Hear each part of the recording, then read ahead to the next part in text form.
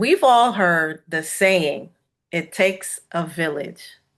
But when it comes to our careers, we may need both mentors and sponsors. One helps us grow, the other helps us go. I have today an amazing episode. We are spilling the tea with guest co host Dr. Ellen Becker.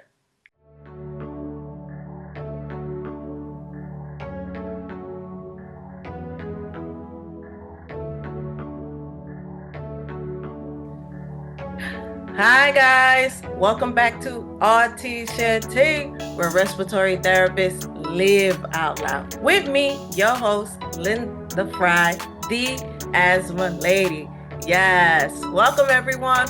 Welcome to anyone new. And today we have an amazing episode. We are going to be talking about mentorship versus sponsorship and possibly needing both in our careers and leveling up in the RT profession. And today we have Dr. Ellen Becker. Yay! Okay, so what I'm going to do is I'm going to read her bio. And she was so gracious enough to give us the short version because she has a lot of accolades. But we are going to do the short version. Okay, Dr. Ellen Becker began her career with an Associate's of Applied Science degree from Madison College in the late 1970s. She spent the first third of her career at University of Wisconsin Health, working primarily as a pediatric supervisor and education coordinator while also earning a PhD in adult and continuing education. Upon moving to New York City, she taught in a bachelor's degree RT program at Long Island University in Brooklyn, where she also founded and directed a community-based asthma education program. The final third of her career was at Rush University in Chicago, where she taught in a graduate respiratory care program, gained additional experience in pulmonary function testing, and further her research agenda. Her professional passions are believing in the potential of others and advancing the RT, the respiratory care profession, through mentorship, sponsorship, and research. And we are so lucky to have her here today. Yes, Ellen. Okay, let's get to the show and let's jump right into it. Ellen, I ask everybody this question, every guest co host. How did you get into the RT profession? How was it somebody that you met? How did we get into it? Everything in my life happened a little bit by accident. So I have an older brother. He has asthma. During a career fair in high school, he went and listened to an inhalation therapist, and he came Okay. home from school and said that was interesting. The following year, when I had to pick things, I knew I was going to be a pharmacist or an accountant, and I thought he was so jazzed about the inhalation therapist. Why don't I take a listen? I realized I could do the program in 2 years, and because Okay. I grew up on a farm, so I knew hard labor, and I did not want to go to school and make a bad choice. So I figured in 2 years, I'm going to know if I like it or not. Right. I was hooked. Excellent. Okay. All right. So you had the brother inhalation therapist, which is how it was what they used to call respiratory therapist. So that's a good point. And so walk us through now. So once you became a respiratory therapist, what got you to segue into academia? Another accident. I I always enjoyed teaching children. I worked a lot in pediatrics. I enjoyed teaching their families. I enjoyed teaching the residents. I was in an academic medical center, and I enjoyed teaching. And I had been a supervisor and thought everybody around me in upper level positions have graduate degrees. So what's Okay. going to be my graduate degree? The only graduate degree in the mid 80s at the University of Wisconsin that had evening courses. Remember, this is before distance learning. Okay. The only Gotcha. program was the program I enrolled in. And so I had my daytime supervisory job. I didn't want to Mm-hmm. resign that job to do who knows what. Right. So that's how I selected the program. Okay, okay. Excellent. All right. So then, okay. So now, and you know what? Let me rewind. I forgot to tell people how we know each other. Yeah. So to make a long story short, guys, to help you guys connect the dots. So Ellen was my professor in school. So she was the one who accepted me into the respiratory care program. She saw the potential. And she was actually the first person that gave me like a real chance to prove myself. So I always thanked her for that. And then when I needed help, I always went to her for guidance. She was never like I never officially asked her to be my mentor, but she was. And then when I needed a sponsor, Ellen sponsored me. So we'll talk about a little bit about that. What's the difference? Yeah. And now she's my lifelong friend. So yay. So that's how all we're connecting the dots. So I just wanted to say that before we, keep going on. Okay. So now that we spoke about your career, so let's talk about the difference between mentorship and sponsorship. So what's the difference in these two in regards to the RT profession? Okay, and I'm going to add in a baby step first called coaching. So Okay. early on, and you led into this nicely, Linda, by saying you came to me early on, and you just needed coaching in like a specific task. It was kind of like a one and done conversation, and that's why it didn't feel Mm-hmm. like mentorship. What mentorship is something is a bit more sustained. So it Okay. might be I'm looking for a career, um, and Mm-hmm. and you identify someone who has some expertise in the area who can guide you through a series of steps to accomplish a skill. Okay. Sponsorship is something we don't often think about, and it is the most powerful form of help you can Mm-hmm. get from someone. And Yes. sponsorship is something looking to the future where you identify someone who's very well connected so they can take your wonderful talents and move you onto a larger stage in a way that would be more difficult for you to do yourself. Mm-hmm. Yes. Thank you for breaking the difference, breaking down what each one was. And for me, I didn't know that. I did not know that. I just knew I had a hard time asking for help. So I knew that. And then but I knew when it was kind of like I can only get myself this far. And I had to figure out like, okay, how do I get like up here? So yeah, and then you came in, right? I was able to get to you. Um, okay, so what is one common mistake early RTs make in their careers? So what I think you, in a sense, kind of hit upon a few things. Is we don't know how to ask for help, or we fear asking for help. I believe Mhm. so let's take people at different levels. If anybody out there is a brand new graduate or even a student, you need a mentor. So Yeah, who do we turn to early on? In our earliest days, we turn to those who we know, which are typically other people who are new and we feel vulnerable. Well, who are the least qualified people to help you get through a bigger dilemma? Um, Not that they might not be great support individuals in other aspects of your life, but you right, need somebody who knows the system, who knows what normal looks like. So if right. you are a new graduate, find yourself a trusted senior colleague, someone who does not do your performance evaluation Mm, because you need to be vulnerable. So when correct. it's time to say, I'm really uncomfortable speaking to an individual, a physician, something that you don't really want the person who evaluates you to know because that might feel Right. awkward. Be able to have normal conversations spilling your tea with Yes. whoever is near and dear to you, and then someone who can coach you and say, okay, this is a normal feeling, or here's a strategy, and someone who can guide you in that process. Don't try Okay. to go it alone. When you're further on in your career, uh, then you might have some ideas of, okay, I'm pretty cool with my skill set. I want to take it to next level, but I don't really know how to approach it. Well, see if you can find a mentor who could help you explore how Okay. you want to move things forward. What sorts of experiences they can help you get? Can you job shadow? Can they introduce you to people? And All that would right. I would still put in the realm of mentoring because Okay. you're not sponsoring is next level. And Right.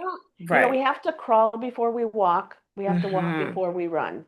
And so that could also potentially be a misstep if early on you say, forget this mentorship thing. I want someone to sponsor me Sponsor me. Okay. for a supervisory job. Well, I don't know if I can sponsor you for that yet. First of all, I don't even know I you. I don't might not know even know you. you. Okay. So that's a good, okay. So that's a good way to, because I was gonna ask, like, how would you ask somebody to sponsor you? But you hit something on the nose. If there's no rapport, right? Mhm. If the person doesn't know you, yeah, right. Why would they put their name out there for you? So you just brought up a great point is when you sponsor somebody, you are putting your brand on that Hmm. person. So let's just Yes. tie back. We talked about you introduced a little bit our connection. At Hmm. some point, I said, Linda, I would like to sponsor you to speak at the AARC Congress. Yes. And I I would not have started, I would and notice in our nice long friendship, I didn't start there because you needed to get local experience, regional experience, you needed to get hmm. comfortable speaking. So I was at that point not making the recommendation that I sponsor you. It was later on. And so Hmm. making the decision to sponsor really comes from the sponsor because I have I've been around many decades and I have my Hmm. brand. And if I say I'm sponsoring someone, that to me that means something, and probably the person who's listening to me thinks that means something. So we need to we can't it's a bit like going on a first date and saying, "Will you Hmm. marry me?" Right. Well, yes. And that's a it's little like, weird. whoa. It's like, Yeah, whoa. that's a little It's a too lot. aggressive. But let's Yeah. figure out how you can do it. So, what you might want to do is approach someone and say, I need to strategize with someone how to move forward in my career. This is Okay. where I'm at. This is where I'm going. Would you be someone who would be willing to meet with me to figure out a strategy? And so, Okay. with sponsorship, it's an investment, and the Uh, sponsor needs to say Okay. and observe, are Hmm. you, A good investment. am I a good investment? And so I know Linda language talks about having good credit. Credits. So are you dependable? Do you Hmm. follow through? Now, that Yes. is not to say you cannot cancel a meeting. So if you have something set up and you need to cancel or you can't follow through for a good reason, please don't do a no-show. Hmm. Communicate, let somebody know what's up, what's happening. It happens to all of us in life, so I don't want to instill fear. But Right. on the other hand, if every time we attempt to connect, there's a cancellation, then your timing isn't right. So if Yeah. you don't feel you can truly make a commitment and your life isn't at a point where things are stable enough to be able to take on additional things, It's not the right time. pause. Yeah, Yeah. just pause. But Yeah. then come back when you can be dependable. Because if you're not dependable, I'm not sure who's going to sponsor you. That's a fact. Your word is everything. It's like, Mhm. yeah, yeah, yeah, yeah. It will leave a bad taste. And like you said, it's a brand. So if a brand is not showing up the way it says it's going to show up, then You're not co-signing that. Correct. Hmm. Correct. Love it. Yeah, But you definitely step out. So it's a matter of how you frame it. So no, and if you are asking for sponsorship, and maybe we'll talk just a little bit more about sponsorship than mentorship because it's a little less right. familiar to I most. think sponsorship is where the gray a lot of folks don't fully Yeah. understand. Yeah, so So agree. it is the most powerful tool to move your career forward. But but therefore it takes a little bit of work. And so we Yeah, just takes talked time. about a few elements of the work, and that is communicating, being Hmm. making an initial connection. And so when you want sponsorship, you need to feel like you've been mentored to the point where you have your tools in your toolbox. So Hmm. you're ready to go. And now you're just looking for that connection, usually a job role in Okay. either a new area, or you want to be connected to some networks that you're not familiar with. But when you make, so you need to find somebody who's highly Connected. connected and Nope. regarded because their word is going to be Yeah. helpful. Hmm. One thing I didn't mention in my bio, I was the education section chair for the AARC for a number of years. So that gave me an opportunity to connect with many educators. Many educators reach out to me and say, do you know anybody who might be interested in teaching? Because Mm. I know people from many realms. So I was a Okay. good person to connect with if you were interested in being an Hmm. educator. Now, if you're interested in being a department director, I might have a couple ideas for you, but I am not the most highly networked person in that area. If you want to Okay. work in industry, so it's a matter of thinking about where you want to Who? work, who are Right. those connected people, and how you might find someone in that role to strategize with you. Now, if you don't have a connection, so you and I had this long-standing connection, I had a sense of who Right. you were.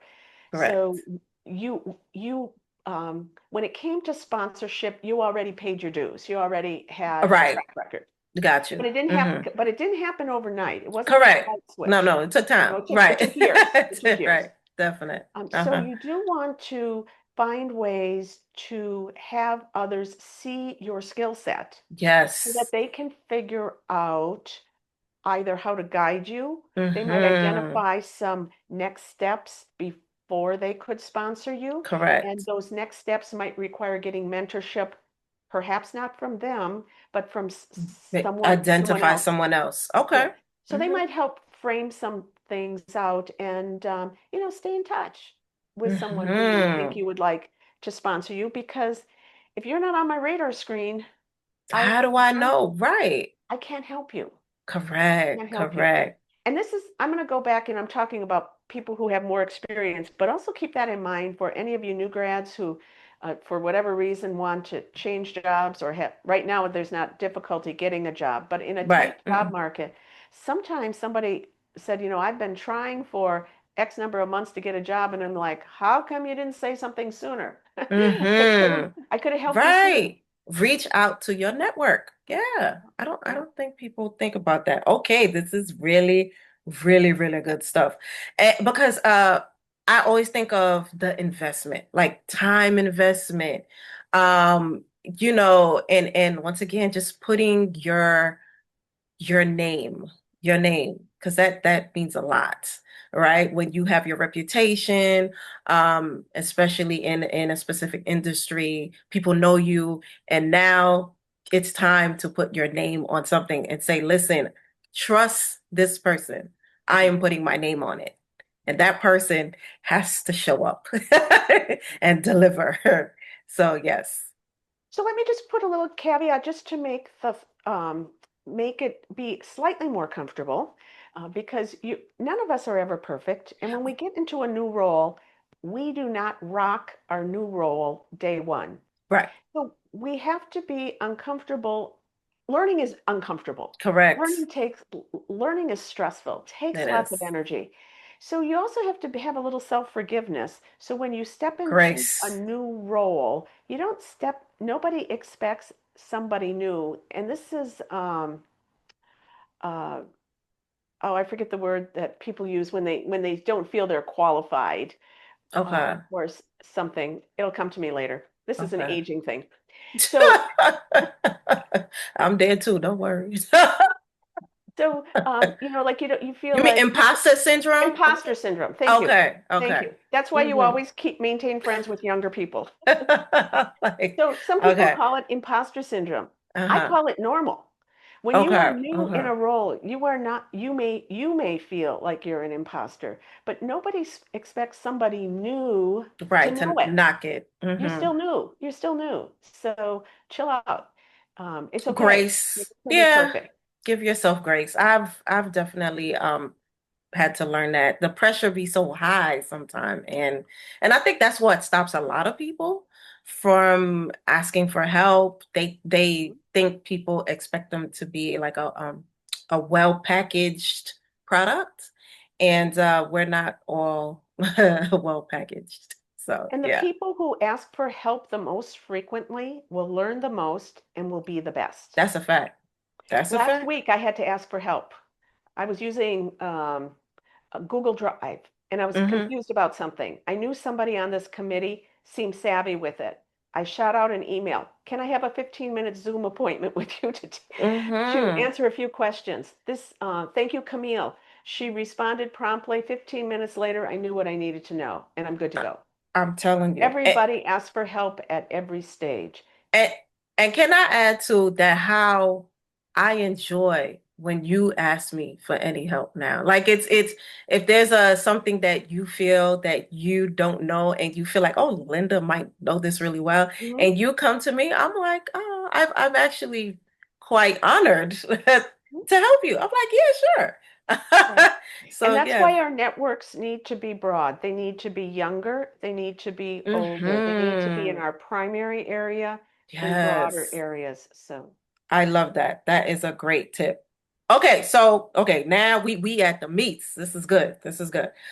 So how can a mentor naturally evolve into a sponsor? okay. That's a good one.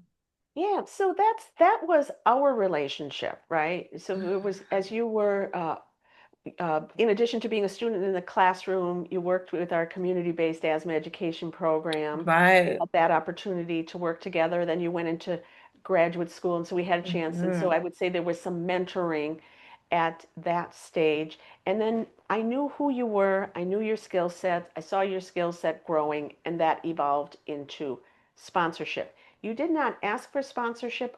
I initiated Right. because I knew you didn't know about it. I would So, right. I wouldn't know. I don't think I fully understood what I was asking you for, to be honest with you, because I knew I wanted to speak at the AARC. I just didn't know. I attempted to write the to send proposals and didn't get accepted, and I was like, yeah, I need help with this. right. Yeah. Yeah. Uh-huh. It's because people didn't know you. Right. And maybe you didn't know how to write How? it or Correct. what was being sought. And so Yes. by finding someone, and maybe why don't I just throw this tip in here? So let's say somebody's listening to this and saying, "Yeah, I'd like to do that. I'd like to know um, how to approach this." I don't know if people know that there's the something called the AARC Officiary. If you go to the AARC homepage, at the very bottom, there's a link for the officiary. And Okay. then there's a drop-down menu with every single committee. And so if you're like looking to explore things and you're trying to think about like who should I connect with, a wide array of committees are listed there. And if you click the Nice. link and if you're patient for like 10 seconds, a list of committee members will come up and it has their email addresses and identifies who are Okay. co-chairs. What a phenomenal way to That's a great find resource. Yeah. people and know what's going on out there. And so there might be some topics that you haven't thought about, but they're listed there and you thought, oh wait, this is an area, this might be interesting. Let me go Okay. seek that information. So that might be a starting point. So you don't have to feel like it's only people you work with, Right. only local groups, and nothing against your coworkers or local group, but Right. you got to spread your wings.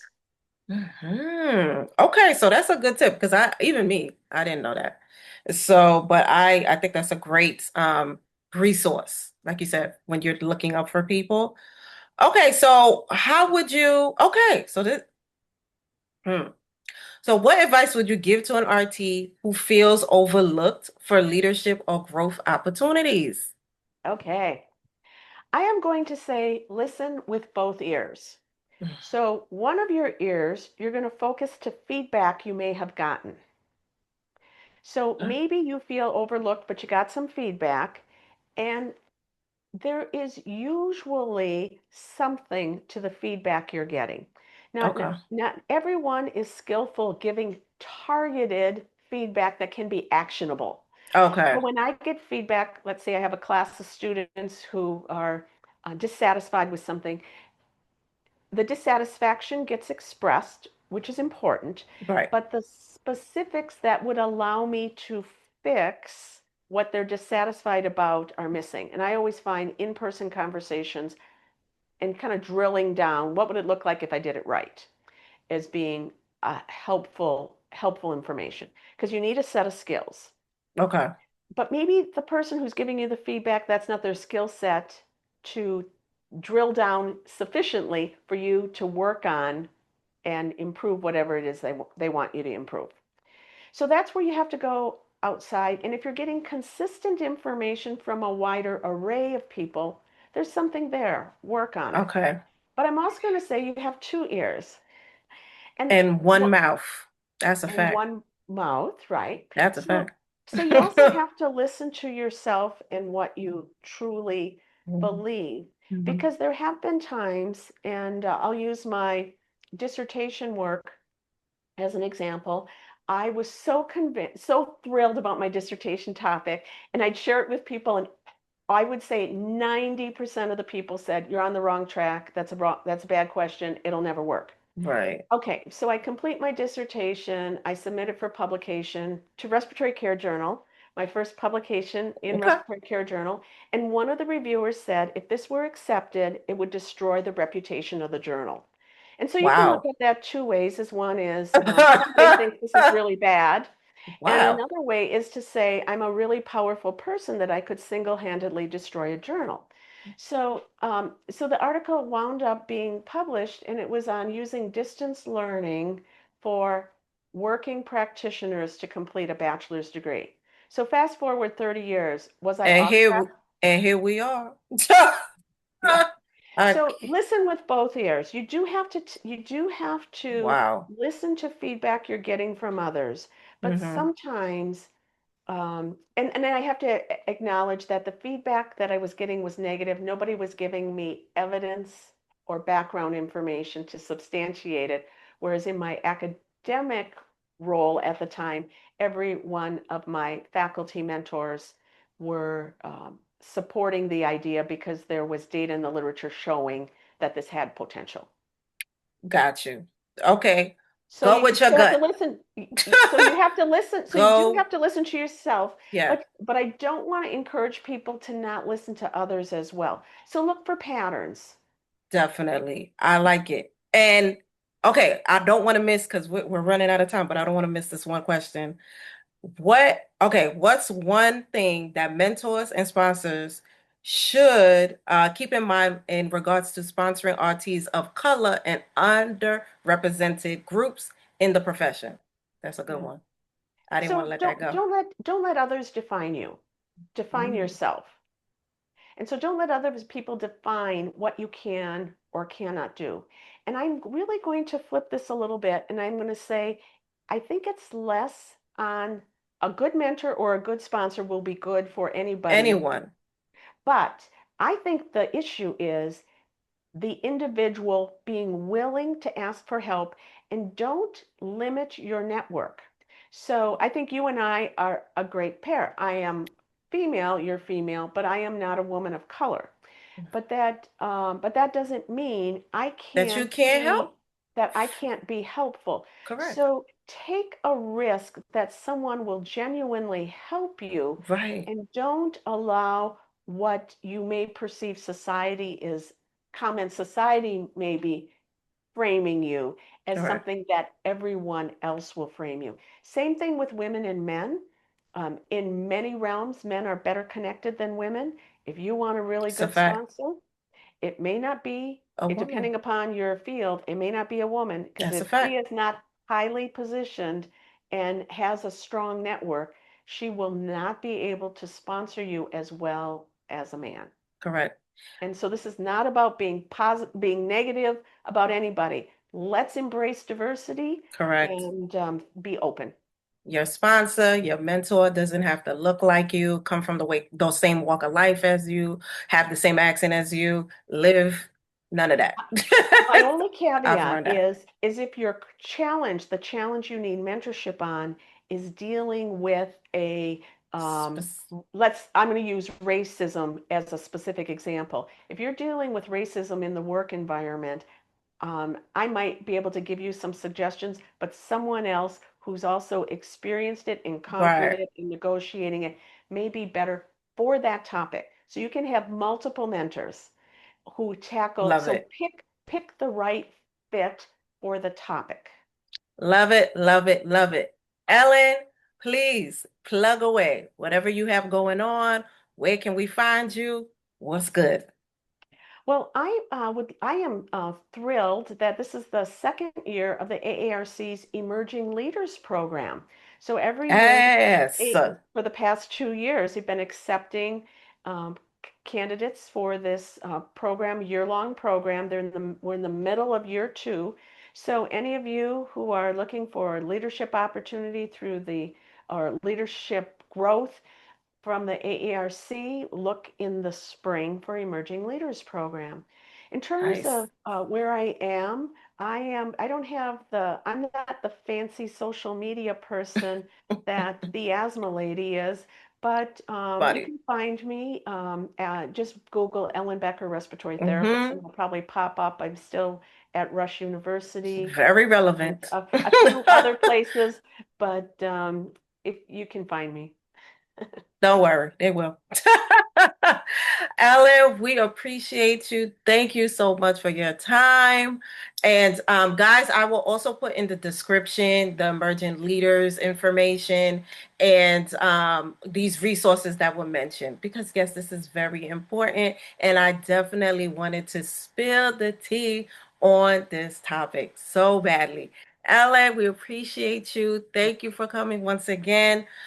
Guys, remember that we are here on most podcast platforms on Wednesdays and we are on YouTube on Thursdays, except for when I'm on vacation. All right, guys? So, yes, remember we are growing together. Thank you so much, guys. I'll see you next time. Bye.